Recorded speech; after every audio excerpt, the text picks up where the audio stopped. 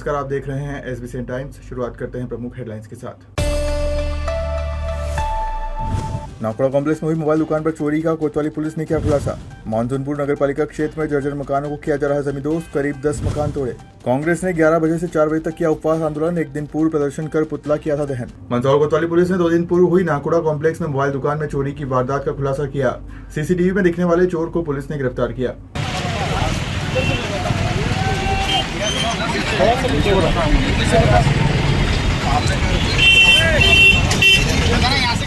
मंदसौर कोतवाली पुलिस ने नाकोड़ा कॉम्प्लेक्स स्थित मोबाइल दुकान में 2 दिन पहले हुई चोरी की वारदात का खुलासा करते हुए आरोपी को गिरफ्तार कर लिया। पुलिस ने CCTV फुटेज के आधार पर कार्रवाई करते हुए आरोपी तक पहुंच बनाई। बताया जा रहा है कि आरोपी ने मोबाइल दुकान में चोरी करने के साथ साथ शहर में करीब 8 से 10 स्थानों के ताले भी तोड़े थे। कोतवाली पुलिस को 2 दिन पूर्व नाकोड़ा कॉम्प्लेक्स में स्थित एक मोबाइल दुकान में चोरी की सूचना मिली थी। घटना के बाद पुलिस ने मौके का निरीक्षण कर आसपास लगे CCTV कैमरों के फुटेज खंगाले। जांच के दौरान कैमरों में एक संदिग्ध युवक दिखाई दिया, जिसके आधार पर पुलिस ने उसकी पहचान कर उसे गिरफ्तार कर लिया। पुलिस ने आरोपी से पूछताछ के बाद उसे घटनास्थल पर ले जाकर चोरी की पूरी वारदात का घटनाक्रम साझा कर और उससे आवश्यक जानकारी जुटाई। पुलिस के अनुसार आरोपी ने मोबाइल दुकान में चोरी करने के अलावा शहर के विभिन्न क्षेत्रों में करीब 8 से 10 स्थानों के ताले भी तोड़े थे। जिसका नाम सुनील पिता नरेंद्र शर्मा है, जो 19 साल का है और कुचड़ो थाना अफजलपुर क्षेत्र का निवासी है।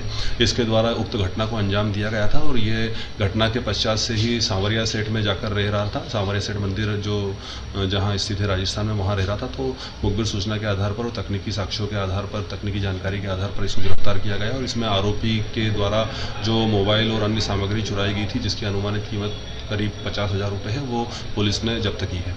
मंदसौर जिला प्रशासन द्वारा मानसून से पूर्व मंदसौर नगरपालिका क्षेत्र में करीब 69 जर्जर मकान मालिकों को नोटिस जारी किए थे, जिसमें से कुछ ने अपने जर्जर मकान खुद ही गिरा दिए, तो वहीं बाकी के जर्जर मकान गिराने की कार्रवाई जारी है।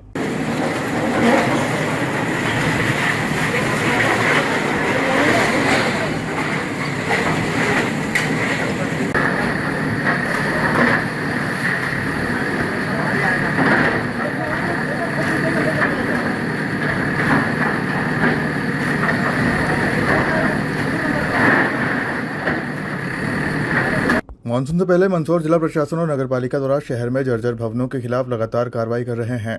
प्रशासन द्वारा चिन्हित किए गए खतरनाक मकानों को हटाने का अभियान जारी है, ताकि बारिश के दौरान किसी भी तरह की जनहानि को रोका जा सके। जिला प्रशासन ने मानसून आगमन से पहले नगरपालिका क्षेत्र में स्थित करीब 69 जर्जर और खतरनाक मकानों के मालिकों को नोटिस जारी किए थे। प्रशासन की चेतावनी के बाद कई मकान मालिकों ने स्वयं अपने जर्जर मकानों को गिरा दिया, जबकि शेष भवनों को हटाने के लिए नगरपालिका द्वारा लगातार कार्रवाई की जा रही है। इसी क्रम में अब तक शहर के करीब 10 जर्जर मकानों को जमींदोज किया जा चुका है। प्रशासन का कहना है कि बारिश के मौसम में ऐसे भवन कभी भी दुर्घटना का कारण बन सकते हैं, इसलिए समय रहते इन्हें हटाना जरूरी है।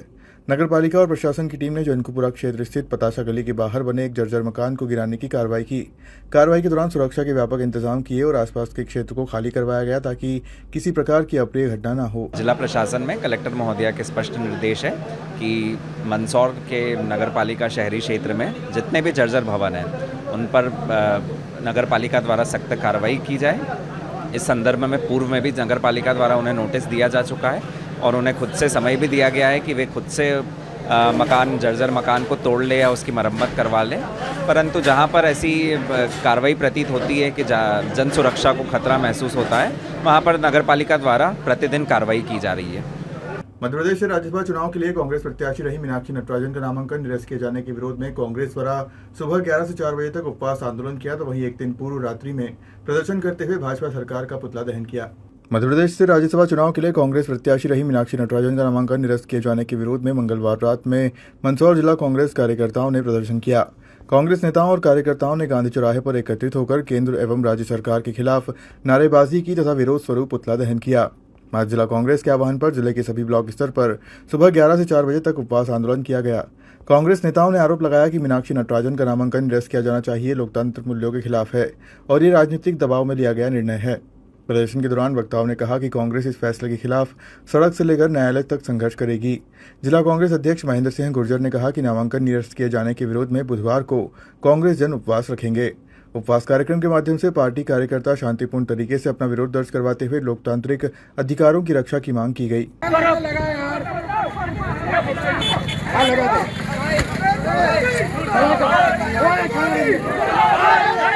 मोदी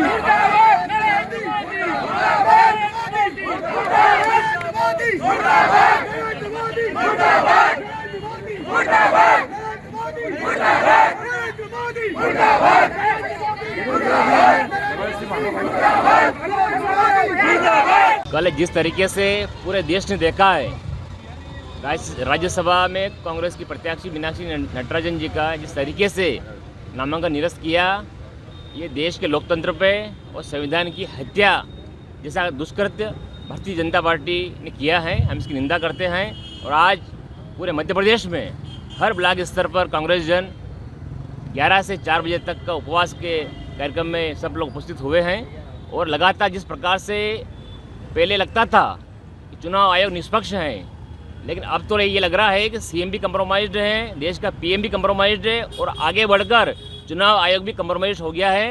और ये लोकतंत्र में और संविधान में जिस तरीके से तोड़ मरोड़ कर हत्या पे उतर आए हैं, तो अब मुझे नहीं लग रहा है कि देश में लोकतंत्र और संवैधानिक संस्थाएं सुरक्षित हैं। जिस तरीके से कोऑपरेटिव सोसाइटियों के नामांकन की प्रक्रिया होती थी भारतीय जनता पार्टी की सरकार में, उससे बढ़कर अब तो ये अकल्पनीय हो गया है कि राज्यसभा जैसे चुनाव निर्वाचन में नामांकन निरस्त करना इस देश के लिए, लोकतंत्र के लिए और संविधान के लिए बहुत बड़ा खतरा है।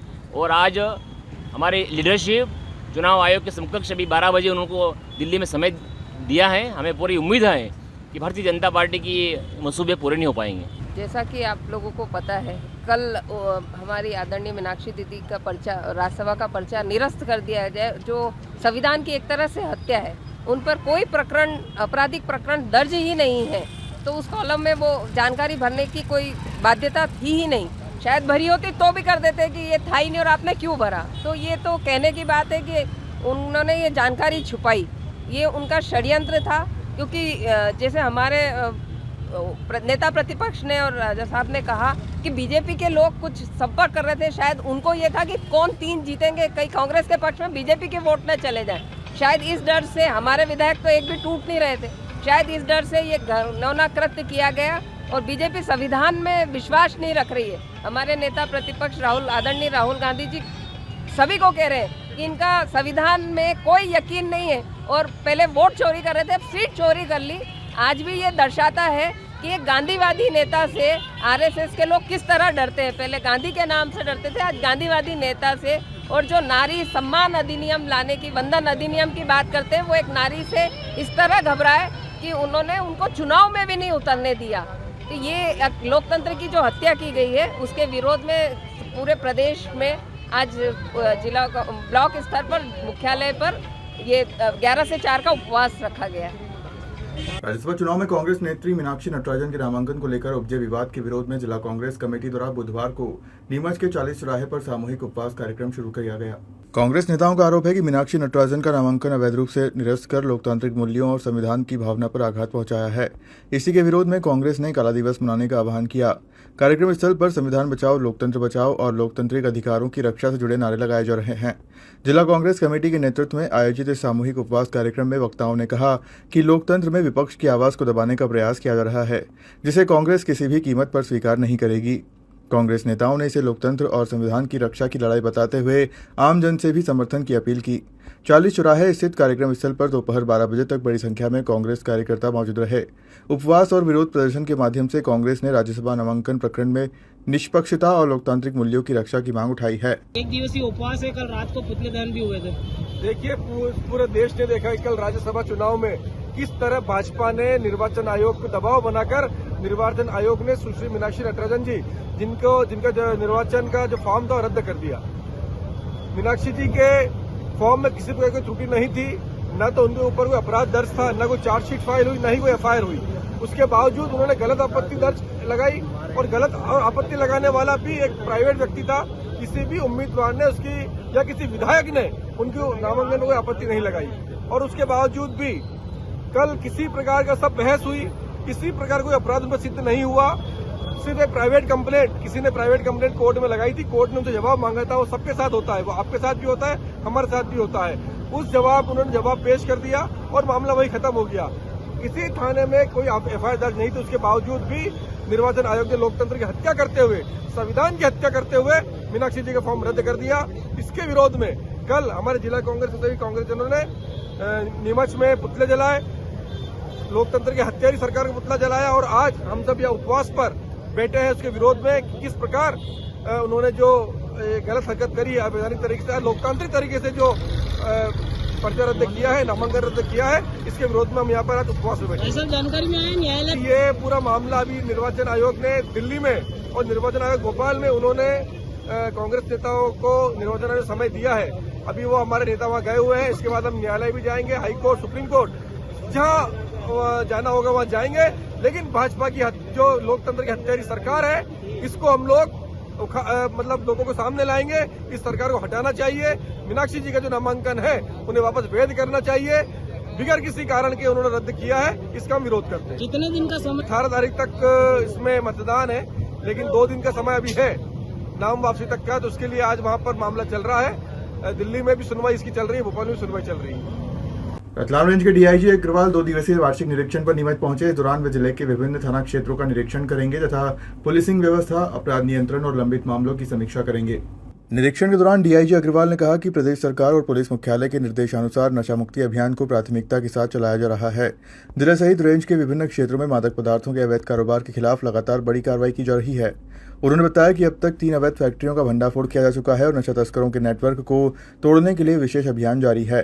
डीआईजी ने बताया कि हाल ही में कुख्यात तस्कर दिलवर खान की पूरे नेटवर्क को ध्वस्त करने में पुलिस को सफलता मिली है।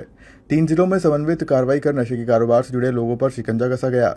उन्होंने स्पष्ट किया कि डोडा चूरा, अफीम और अन्य मादक पदार्थों की तस्करी से जुड़े मामलों पर विशेष फोकस रखा जा रहा है। उन्होंने कहा कि वांछित अपराधियों की धरपकड़ के लिए भी लगातार अभियान चलाए जा रहे हैं तथा अपराधियों के खिलाफ सख्त कार्रवाई सुनिश्चित की जा रही है। इसके साथ ही थाना स्तर पर पुलिसिंग व्यवस्था की लगातार मॉनिटरिंग की जा रही है ताकि आम जनता को बेहतर और त्वरित पुलिस सेवाएं मिल सके। में जितने भी एसपी ऑफिस के और थानों के जो अपराध के जो अलग अलग पहलू हैं उनका निरीक्षण किया जाएगा और जो भी इसमें सुधार के लिए जो भी इसमें निर्देश दिए जा सकते हैं वो दिए जाएंगे और आज और कल में पूरी कार्रवाई संपादित कर ली जाएगी पूरे जिले की। सर बिल्कुल 2029 के लिए लगातार हम लोग प्रयासरत हैं। पूरे रेंज में इसको लेके मंदसौर, नीमच और रतलाम में इसमें काम किया जा रहा है। इस साल हम लोग इसी अभियान के तहत हम लोग लगभग 3 फैक्ट्री पकड़ चुके हैं और अभी हाल में ही मंदसौर में 20 किलो ब्राउन शुगर भी पकड़ा गया था। तो लगातार इसमें कार्रवाई हो रही है। जो बनाने के जो लैब्स चल रही हैं इस इलाके में उस पर भी हम लोग आज सूचना संकलन कर रहे हैं। इसमें चिकलाना में भी एक बहुत अच्छी फैक्ट्री पकड़ी गई थी जिसमें दिलावर खान और उसका पूरा नेटवर्क उसमें ध्वस्त किया गया था। तो तीनों जिलों में हम फैक्ट्री पे भी फोकस कर रहे हैं। बड़ी व्यावसायिक मात्रा में जो लोग परिवहन कर रहे हैं, जो अभी मंदसौर में जो ब्राउन शुगर पकड़ाया था उनका तार वेस्ट बंगाल तक जुड़े हुए मिले थे। भारी थोक मात्रा जो है वो वेस्ट बंगाल तक सप्लाई करते थे। तो इसमें जो है हम लोग लगातार जो एक बड़े स्तर की जो परिवहन है उस पर भी फोकस कर रहे हैं। डोडा चूरा और आपका जो अफीम है उसमें भी लगातार जो अवैध परिवहन हो रहा है उस पर भी फोकस किया गया है। अभी जो अपराध समीक्षा होगी उसमें हम इन सब केसेस की प्रगति भी देखेंगे और सिर्फ कैरियर ही नहीं। केंद्र की मोदी सरकार के 12 वर्ष का कार्यकाल पूर्ण होने के उपलक्ष्य में सीतामऊ में आज भाजपा द्वारा विशेष हवन का आयोजन किया गया। इस आयोजन में विधायक हरदीप सिंह डंग सहित सुभाषरा विधानसभा के सभी बड़े नेताओं एवं भाजपा के पदाधिकारियों ने सहभागिता की।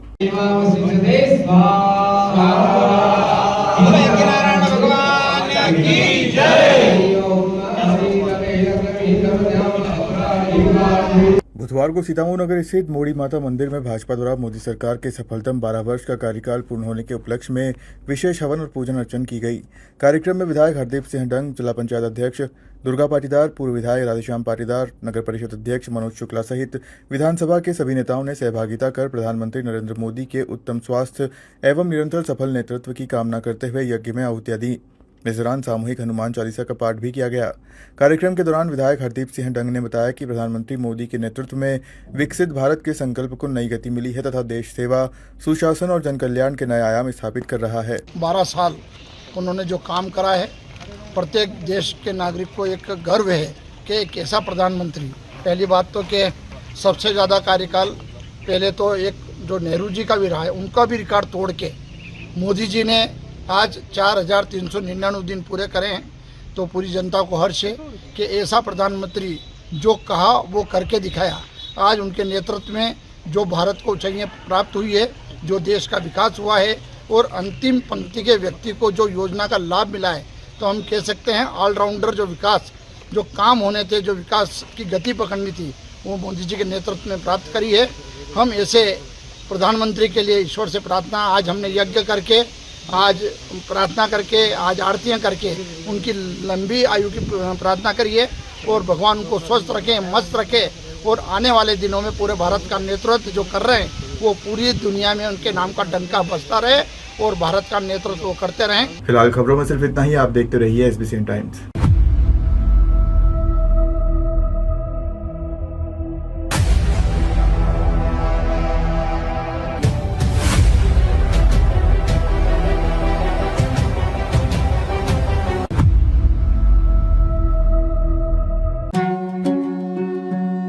श्री बालाजी केबल नेटवर्क आपके व्यवसाय की उड़ान का नया आधार। आपका व्यवसाय श्री बालाजी केबल नेटवर्क पर विज्ञापन देकर लाखों दर्शकों तक पहुंच सकता है। हर दिन हजारों घरों में हमारी केबल सेवा पहुंचती है। विशेष ऑफर, पहले 3 महीने के लिए स्पेशल डिस्काउंट। फायदे, आपके विज्ञापन की ब्रांडिंग स्थानीय स्तर पर, कम लागत में अधिक दर्शक, हर प्रकार के व्यवसाय के लिए उपयुक्त। अभी संपर्क करें नेमीचंद राठौर 9425369602 7000409673। श्री बालाजी केबल नेटवर्क, सफलता की ओर एक कदम।